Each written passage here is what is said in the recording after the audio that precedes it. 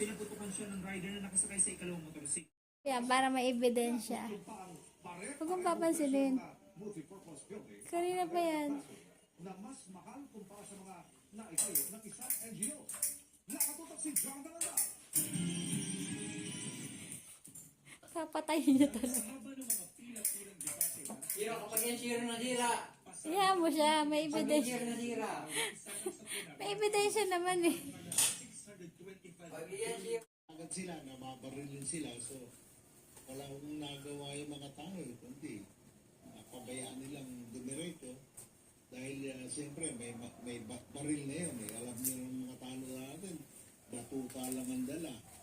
Isinugod sa ospital ng 34 anyos na biktimang si Alfred Jan Garduque.